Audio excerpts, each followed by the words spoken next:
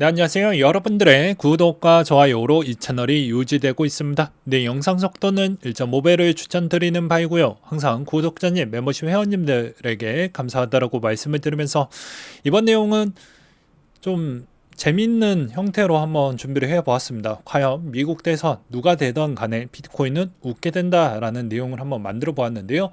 자, 미국 대선 당해연도에 따른 주가 수익률 대비 과거 저번 시간에 이야기를 한번 드리기도 했었죠. 근데 특이한 거는 기존의 역대 대통령은 한번 되면 연달아 되는 확률이 매우 높았었는데 이번에는 약간 다른 형태로 이루어졌습니다. 이 점이 좀 특이사항이었고 이번에서도 또 특이한 점은 코로나 이전과 이후에 주가 수익률 추이에 따른 미치는 영향도 같이 비트코인에게도 덩달아 같이 영향을 끼쳤죠.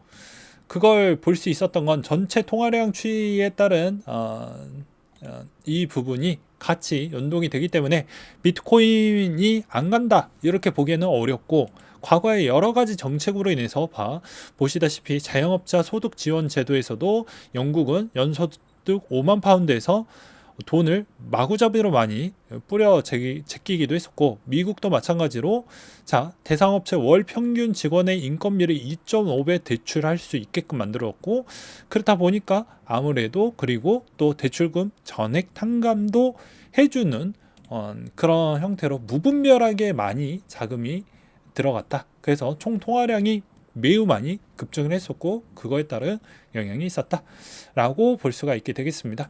그럼 여기서 이제 누가 되든 간에라고 했죠. 그러면 이제 비트코인과 연관을 해가지고 보게 되면 해당의 대선 시즌이 도래하게 되면 이제 여러 가지 대선 공약들이 나오게 됩니다. 공약은 말 그대로 비용과 직결이 되어져 있어요. 네. 정책을 무언가를 하려고 하면 뭐 공짜로 할 수 있는 게 아니잖아요. 돈이 매우 많이 들어가게 됩니다. 이 비용을 충당하기 위해서는 전체 뭐 국채를 더 많이 찍어내던지 이런 형태로 나와야 되기 때문에 그 국채를 찍어낸 만큼 그 돈은 돌고 돌아서 비트코인의 일부로 갈 수도 있고요. 다른 쪽으로도 갈 수도 있겠죠. 물론 그렇지만 결과론적으로 본다라고 하면 이 돈이 전체적으로 풀리기 때문에 아무래도 비트코인에게도 충분히 영향성은 갈 거다라고 보고 있는 실정입니다. 그 다음으로 이제 다 트럼프 부분부터 보게 되면 비트코인 3천만 원대에서 놀고 있는 8월 17일 기사 내용으로 보게 되면요. 트럼프도 이더리움을 280만 달러 규모의 비중을 보유하고 있다라는 내용을 볼 수가 있습니다. 과거에 트럼프 씨가 집권 당시에는 여러 가지 비트코인에 관련된 이야기를 별로 좋게 하지는 않았죠. 그런데 이번에 이제 코인 텔레그래프가 8월 17일 기준으로 워싱턴 정부 감시단체 CRE에서 8월 초에 280만 달러의 이더리움 가상화폐 지갑을 보유하고 있다라고 발표가 나왔다고 합니다. 그러니 아무래도 트럼프에 있는 그 다음 정책에서 비트코인을 너무 많이 깎아내리는 그런 이야기를 하기에는 좀 어렵지 않았을까라고 저는 생각을 하고 있는 실정이고요. 그 다음으로 이제 바이든에 있는 생각을 좀 해본다라고 하면 조 바이든 미국 대통령이 재선 캠페인에 비트코인을 옹호한다라는 이미지를 넣겠다라는 소식이 전해졌던 때가 8월 4일자 기반으로 또 나와주기도 했습니다. 그래서 여기서도 SNS 머그잔에 담긴 커피를 마시는 영상을 올렸는데 그의 커피잔에 비트코인을 옹호한다라는 이미지가 새겨졌다라고 되어져 있어요. 해당에 있는 그 문제가 됐던 커피잔이 요거입니다. 근데 요거 보면 이거 우리가 많이 쓰는 그런 표식이지 않나요? 그렇기 때문에 이걸 보면서 이제 이런 형태에서도 바이든도 마찬가지로 암호화폐 쪽을 아예 배제하면서 보기가 좀 어렵다. 이때까지 이런 레이저 눈을 썼던 과거에 있는 그런 유명인들을 보게 되면요. 앨런 머스크, 그 다음에 페리스 힐턴, 그리고 브래디 등등 이런 쪽이 이제 이렇게 좀 볼 수가 있게 되겠습니다.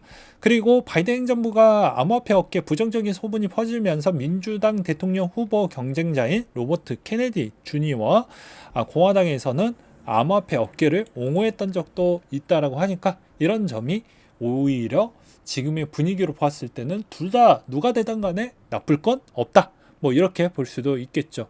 그 다음으로 이제 또 바이든 대통령의 디지털 자산 행정명령을 공개라고 해서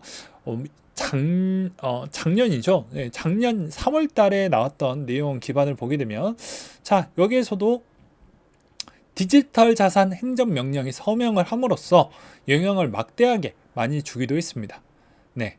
그래서 여기서도 앨런 재무장관이 역사적인 행정명령은 디지털 자산 정책에 조직화되고 포괄적인 접근을 요구한다라고 되어져 있어서 국가, 소비자, 기업에 상당한 이익을 가져올 수 있는 혁신적인 지원이 될 것으로 보여진다.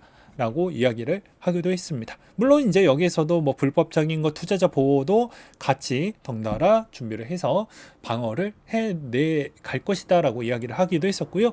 그 다음으로 또 바이든 씨가 이제 비트코인 채굴에 긍정적으로 인정을 했던 부분은 에너지 부분에 따른 변화 추이가 좀 많이 나오고 있잖아요. 특히나 재생에너지 쪽에 관련해서 민주당 소속이 오히려 재생에너지 쪽에 상당량 많은 공을 들이고 있다는 걸 여러분들도 알고 계실 것입니다.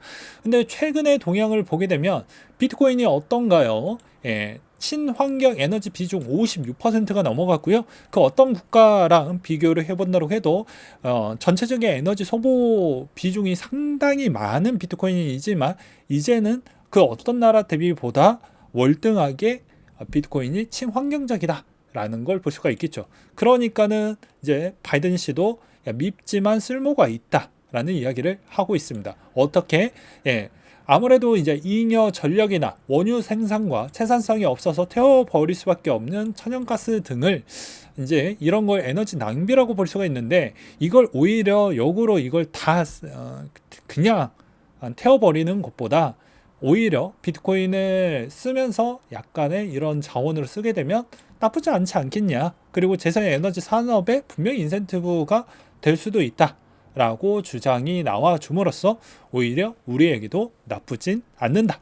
그리고 최근 동향을 보게 되면 그런 쪽이 앞으로 에너지 회사들이 이제 더블로 가는 투트랙 전략에서도 엑슨모빌도 노스타 코타 유정에서 원유 추출을 하는 데에 대해서 비트코인 채굴하는 사업을 1년 넘게 진행을 해왔다라고 되어져 있습니다.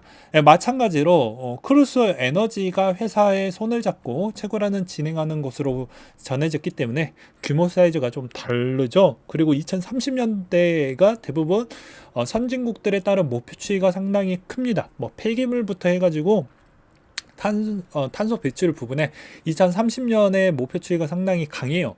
그래서 아무래도 요거 맞춰서 이제 뭔가 나머지 기업들도 이렇게 좀 움직여주고 있기 때문에 앞으로 이제 에너지 회사들에 따른 동향도 좀 같이 볼 필요성이 있습니다. 그래서 이제 여러분들이 생각하는 거, 야, 비트코인 이제 채굴량도 몇 개 안 남았는데 이거 누가 뭐 하겠냐? 아니, 이런 친구들이 남아져 있죠. 석유 그냥 내버려 두는 것보다 이런 쪽으로 대체해서 돌리는 방안도 지금 많이 나오고 있기 때문입니다. 그래서 이것으로 보았을 때 바이든 씨는 우리를 주적으로 돌릴 수는 없다. 라고 말씀을 드릴 수가 있게 되겠죠. 그리고 이제 여기에서도 자 2030년도 때까지 태양광 패널 9억 5천만 개와 풍력 발전기 12만 대, 대형 배터리 공장 2,300개를 건설의 내용을 담았습니다. 인프라 정책을 강력하게 담았기 때문에 아무래도 이제 이 재생에너지를 사용하는 비트코인 채굴업자들도 같이 늘어나고 있고 덩달아 이게 늘어나서 이익성이 꽂히며 곧바로 재생에너지 사업에 또 재투자를 해서 올라가는 경우이니까 이런 것도 어떻게 보면은 같이 선순화되는 모델링이라고 볼 수가 있겠죠. 그리고 반면에 꼭 바이든 씨가 이게 안 되고 오히려 트럼프 씨가 된다라고 해도 요 정책은 거의 변화가 되진 않을 겁니다. 왜 그러냐면 누가 되든 간에 미국 시스템은 거의 원칙에 의거해서 되는 가능성이 매우 높았기 때문입니다. 근데 요즘은 뭐 SNS나 뭐다 해가지고 조금은 변화 추이가 있는 것 같기도 하지만 그럼에도 불구하고도 약간의 기본 틀은 거의 변함없이 가는 것 같아요. 한국은 그렇지 않죠. 누군가 집권을 하면 기존에 있었던 업력을 싹 다 없애버려야지 이제 그걸 연달아 이어서 하면 기존에 있었던 사람을 더욱더 빛나게 한다라고 해서 그런 어리석한 짓거리를 하다 보니까 국가에는 발전이 별로 없습니다.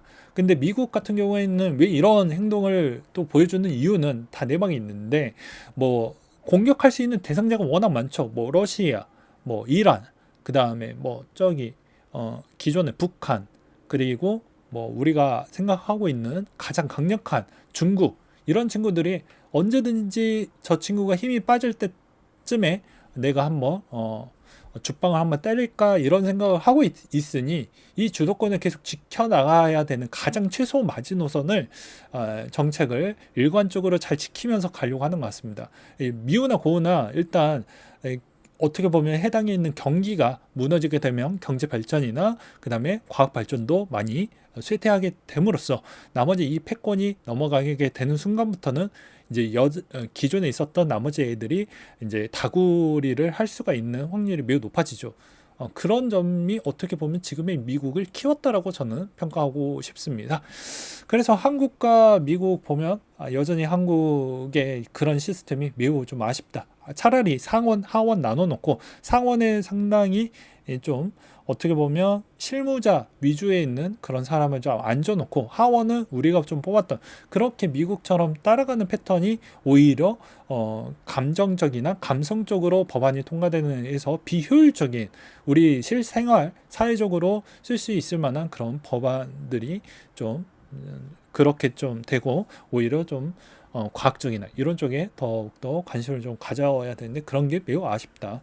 그래서 대한민국 국민으로서 보게 되면 그런 쪽으로 좀 방향이 가졌으면 좋겠는데 네 편 내 편으로 가는 게 좀 아쉬웠다라고 말씀을 드리고 싶습니다. 그래서 이번 내용은 뭐 이렇게 한번 보았는데 뭐 다양한 의견들이 나올 것으로 보여집니다. 그럼에도 불구하고도 기존의 트럼프와 바이든 누가 돼도 우리한테는 이롭고 나쁘진 않는다. 그리고 이때까지 지금 SNS에서 기존의 2021년도 이후에 어마무지하게 수익성도 많이 나왔고 참여자도 많이 늘었고 그렇기 때문에 이